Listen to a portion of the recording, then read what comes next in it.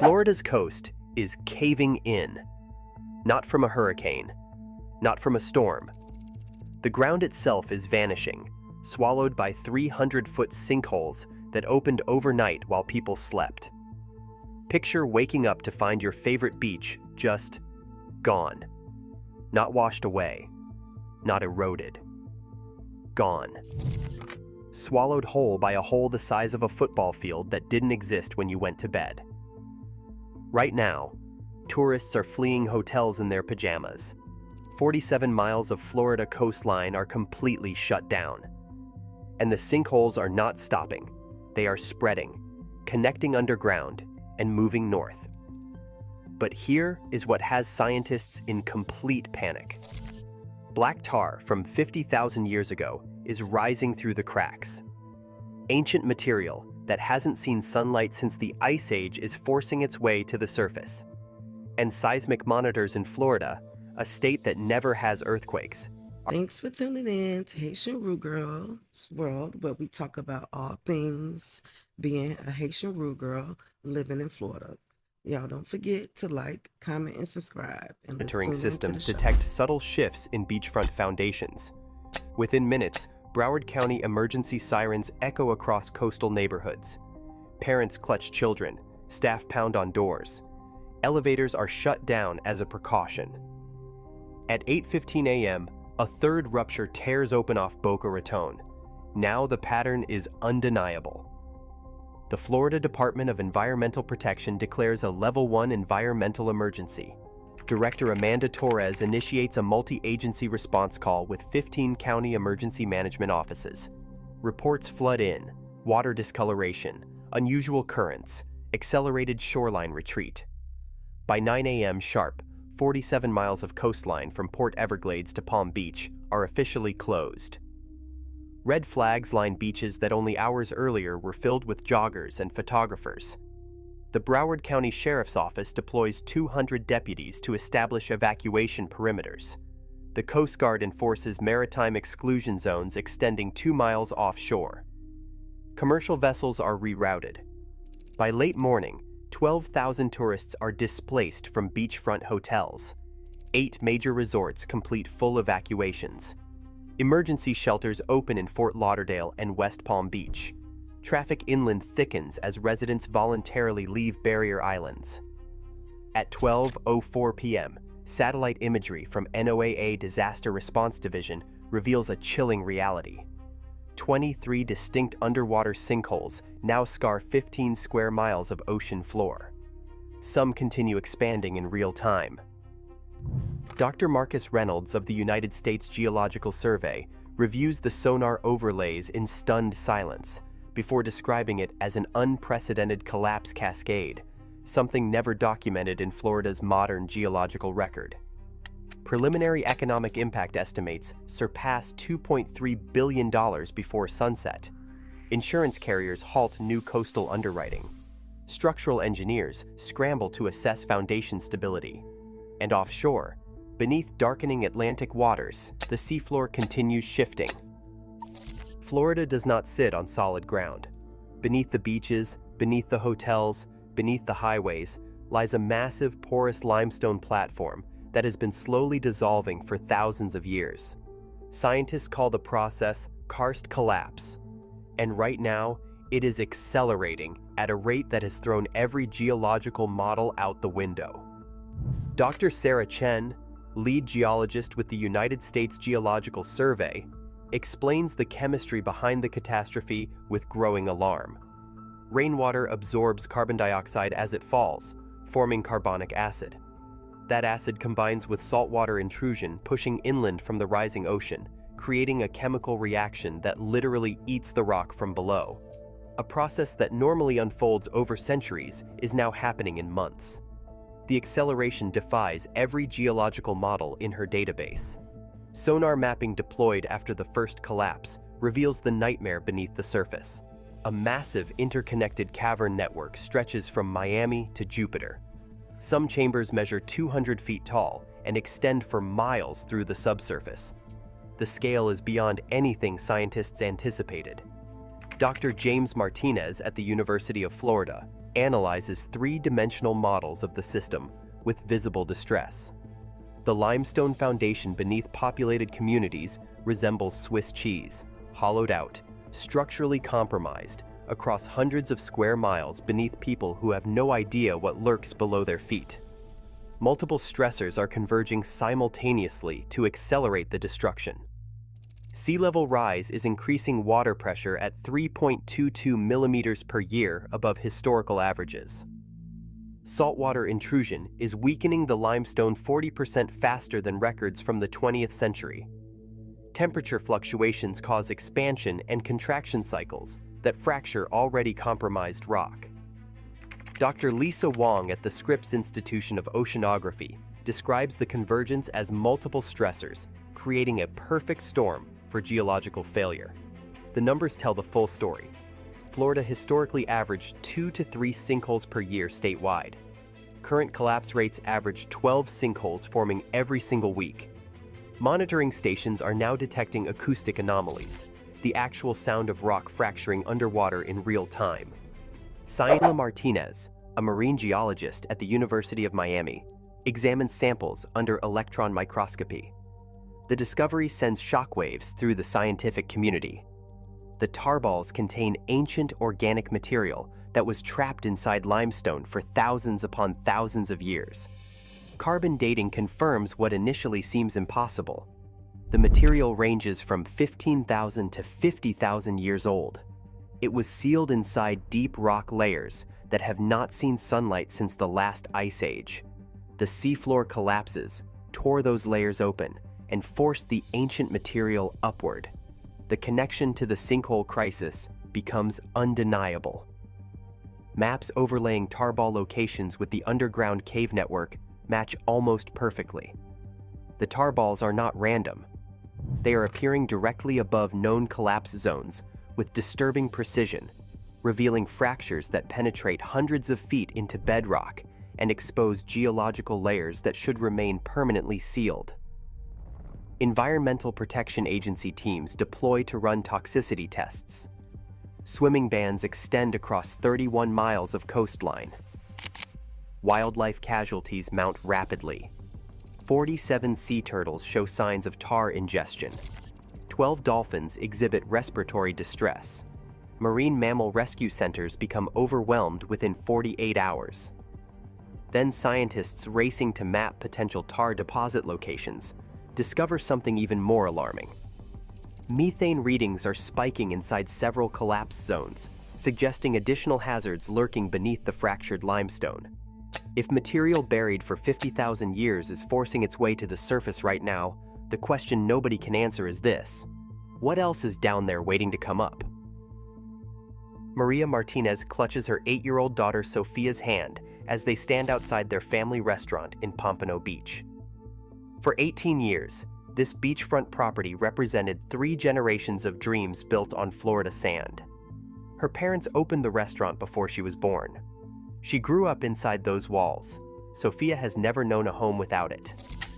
On the morning of December 18th, everything changes. Foundation cracks appear overnight, spreading across the walls like spider webs. By the time Maria notices them at dawn, they are already too wide to ignore.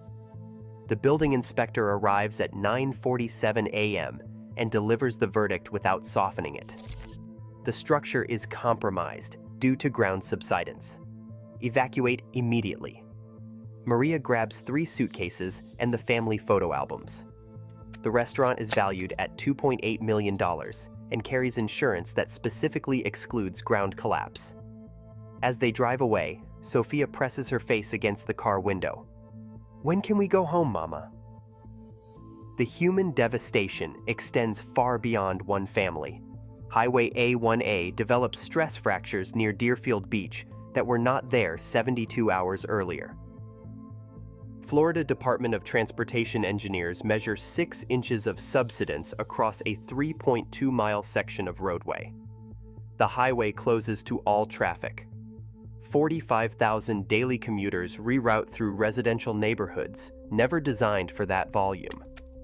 Emergency repair estimates reach $89 million, but engineers quietly acknowledge that no repair will hold on ground that continues to collapse beneath it.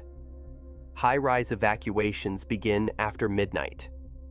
Ocean View Towers, a 22-story building housing 340 residents, shows foundation movement detected during emergency inspections. A mandatory evacuation order is issued at 11:47 p.m. Residents are given 2 hours to pack essentials.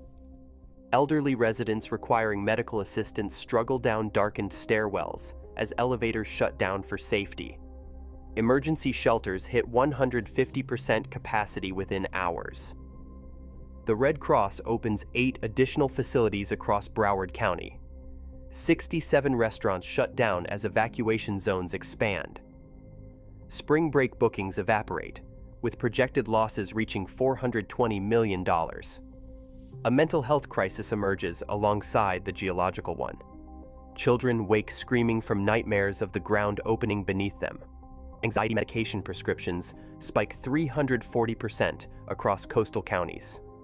The Fort Lauderdale mayor faces cameras with visible exhaustion, and he says this is beyond anything we planned for, beyond anything our emergency protocols imagined possible. December 20th, 2:34 a.m. Eastern Standard Time. A magnitude 2.8 earthquake strikes with its epicenter 15 miles offshore from West Palm Beach. Dr. Kevin Torres, USGS seismologist, stares at the data streaming from monitoring stations with complete disbelief. He reads the numbers twice, then a third time. This should not be happening. Florida averages 0 significant earthquakes per year. The state sits nowhere near tectonic plate boundaries. There is no geological reason for seismic activity here. None. Yet this month alone, seismic monitors have recorded 17 detectable tremors across the region. A magnitude 2.5 earthquake struck near Panama City earlier in the week. It was the largest seismic event recorded in Florida in over a decade, and the tremors are not stopping. They are intensifying. The connection between the collapses and the earthquakes defies traditional seismology. These are not tectonic plate movements. Something entirely different is occurring beneath Florida's coast. 2 competing theories emerge among researchers. The first proposes that the massive weight of collapsing rock creates stress waves that propagate outward through the limestone platform like ripples through still water. The second suggests that water rushing into newly formed underground voids generates pressure shocks powerful enough to register on seismometers miles away. Dr. Rachel Kim at Caltech reviews the seismic signatures with growing alarm. We are observing new phenomena that earthquake science cannot fully explain. Emergency response moves fast. 40 temporary seismometers are installed along 100 miles of coastline within 48 hours. Turns out you All we hear is talk about wars on news. Oh, that's all we hear. We don't hear the real news out anymore.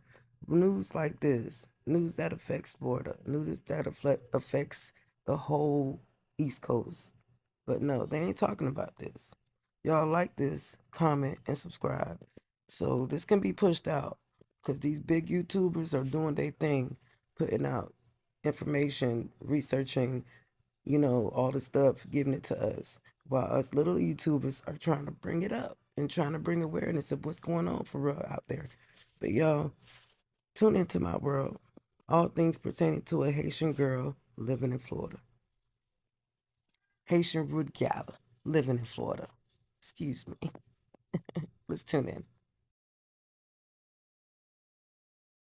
48 hours. Real-time data streams directly to USGS headquarters in Golden, Colorado. What the sensors detect is deeply unsettling. Continuous micro-tremor activity pulses through the ground without stopping, suggesting progressive collapse spreading steadily through interconnected cave systems beneath the surface. The pattern is moving northward at 3 miles per day. Tremors register in Miami, 85 miles south of the primary collapse zone. Residents in Jacksonville, 180 miles to the north, report feeling unusual vibrations. Georgia places its monitoring systems on high alert. South Carolina requests federal assistance for immediate geological assessment. Computer simulations project the worst-case scenario in numbers that nobody wants to say out loud. If multiple cave systems fail simultaneously, models show potential for magnitude 5 earthquakes, in a state that was never supposed to have earthquakes at all. Limestone does not care about state lines. The same geological platform that is collapsing beneath Florida's coast does not stop at the Georgia border, and it does not stop at South Carolina. It stretches continuously northward for 1,200 miles, running beneath the entire Atlantic coastal plain all the way to New Jersey. And every state sitting on top of it is now paying very close attention. Georgia sits on identical porous limestone. Jekyll Island reports minor subsidence detected in 3 separate locations within days of Florida's first collapse. Tybee Island records unexplained beach erosion accelerating beyond anything in its historical measurements. The Georgia Department of Natural Resources deploys emergency survey teams to barrier islands within 72 hours, finding conditions that mirror the early warning signs Florida ignored for years.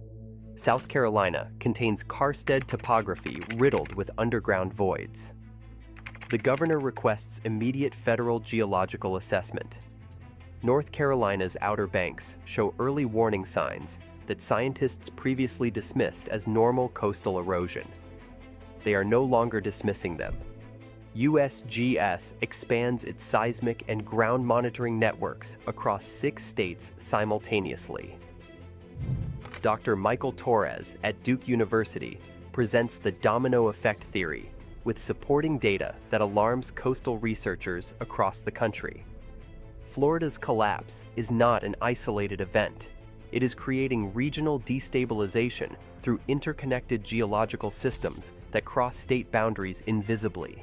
Pressure changes deep inside the Florida aquifer are altering groundwater flow patterns hundreds of miles from the original collapse zone.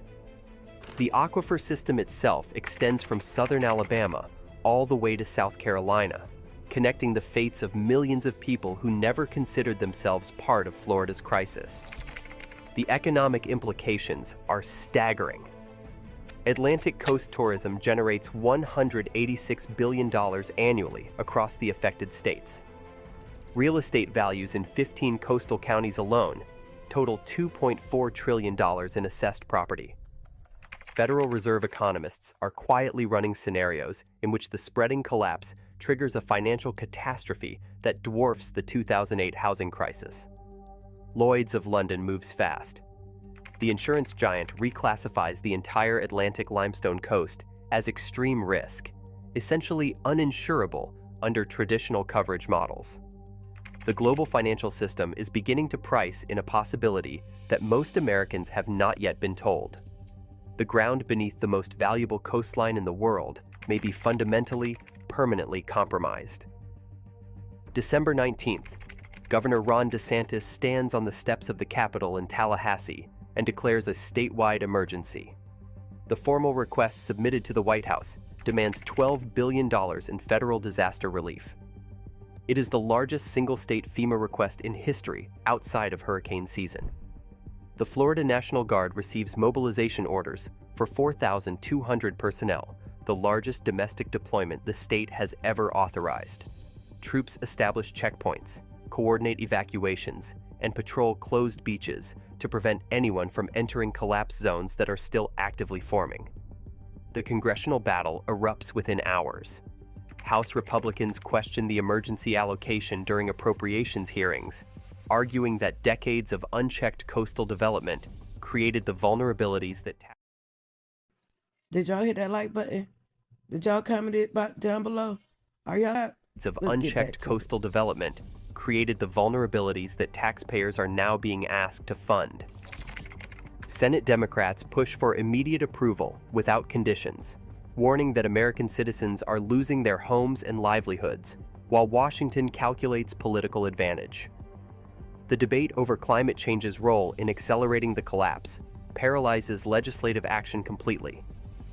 Senator Marco Rubio faces cameras with visible frustration. People are losing their homes while Washington plays politics. FEMA is already stretched to its limits. the agency deployed thousands of personnel to California's catastrophic floods just weeks earlier.